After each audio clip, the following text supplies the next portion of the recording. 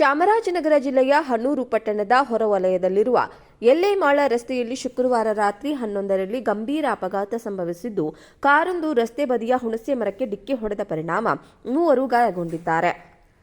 ಚಾಮರಾಜನಗರ ಜಿಲ್ಲೆಯ ಹನೂರು ತಾಲೂಕಿನ ಮಲೆ ಮಹದೇಶ್ವರ ಬೆಟ್ಟದ ಕಡೆಯಿಂದ ಹನೂರಿನತ್ತ ಬರುತ್ತಿದ್ದ KA41BA296 ನಂಬರ್ನ ಕಾರು ನಿಯಂತ್ರಣ ತಪ್ಪಿ ಮರಕ್ಕೆ ಡಿಕ್ಕಿ ಹೊಡೆದಿದೆ.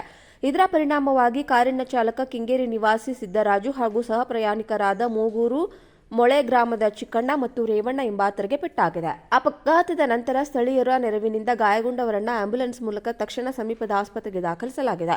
ಘಟನೆಯ ಮಾಹಿತಿ ತಿಳಿದ ಹನೂರು ಪೊಲೀಸರು ತಕ್ಷಣ ಸ್ಥಳಕ್ಕೆ ಆಗಮಿಸಿ ಪರಿಶೀಲನೆಯನ್ನು ನಡೆಸಿದ್ದು, ಪ್ರಕರಣವನ್ನು ದಾಖಲಿಸಿಕೊಂಡು ಮುಂದಿನ ಕ್ರಮ ಕೈಗೊಂಡಿದ್ದಾರೆ.